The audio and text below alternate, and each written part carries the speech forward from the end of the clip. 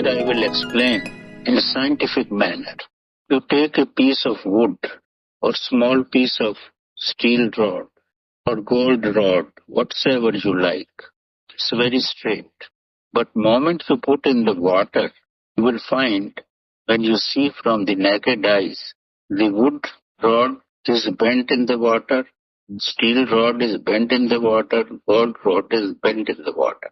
This everyone must have noticed it. It is the property of the water and property of the material, how much it will get bent when you see from outside.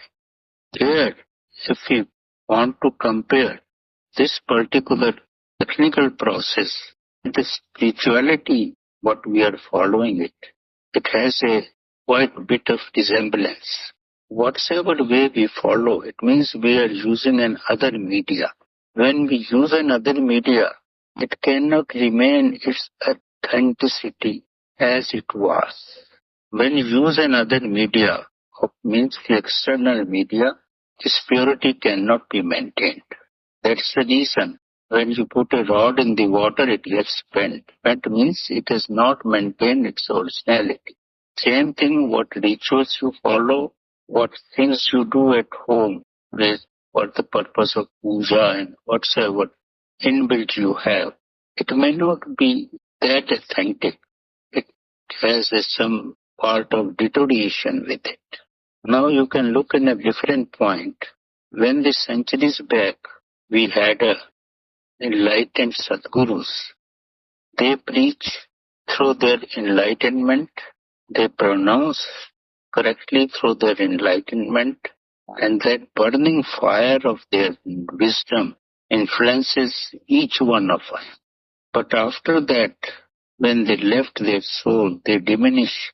That fire got extinguished. That fire has become the ash. Words they have spoken were vibrant, and when they disappeared from the earth, their words were becoming the ash. It doesn't have that vibrations. You can read it in the books. If somebody has put their teachings in the books, you can read it. But that will be the ash. You are using the ash somewhere, putting on your face or doing something with that. Actual vibrations or burning fire had disappeared. What I mean to say, centuries back, the Parampara was enlightened. It was alive. It has a great meaning. It has a fire. But with time, it has become ash. And now we are playing with the ash and trying to search something in that. So we must understand it. We must visualize it. That ash cannot have the vibrations and the heat property which the fire had. So Parampara tradition need to be modified. Unless and until an enlightened souls come before us, it may not be feasible. We have to find some other alternative for it. If we want to make a progress to be enlightened in our short span of life, then we have to find some alternative. Otherwise, if we follow the tradition and parampara, we will not be there anywhere. This thinking must come to the people who want to be God realized. If they have not that purpose, if they want to just use their time in a somewhat proper way, then go on following tradition and paramparas, what has been brought, using the ash, because the fire is not there now. It's the ash which has been left by our saint. If you're happy with that, go ahead. And if you really want to achieve something, then you have to deviate the path in a proper way, suiting your temperament. Nothing can be suggested.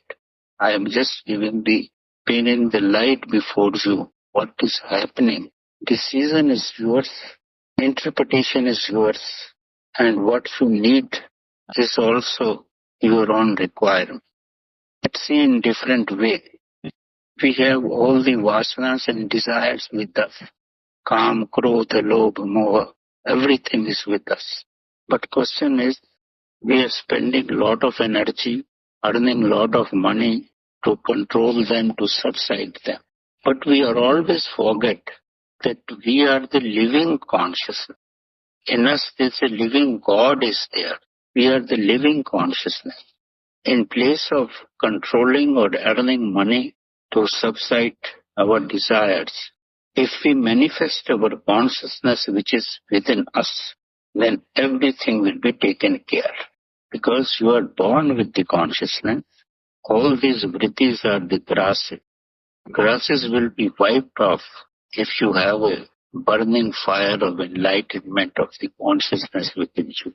So it's better to divert your energy from the traditional way, the inside, so that the God is within us and He cannot be polluted in any form whatsoever you do. Whether you put the agarbatti or lamp or whatsoever, it will not be affected. It will remain pure. The safest and the most appropriate and scientific approach is that you must go within you. And within you, everybody accepts. Even the science admits there is some force within us. That is the consciousness. They don't put a soul, but they say the chetana, our awareness. It may be different, but God is within us. We must worship the God within us. If we worship the God within us, then we can worship all the human beings because they have the God within them. Then for us, all mankind has become the one particular family, one single identity. It becomes the oneness. If we manifest this oneness with us, we give lot of energy in oneness, then our virtues, our spiritualities, and our well-being will get manifested in time. So we must divert our energy from outwardly to inward side.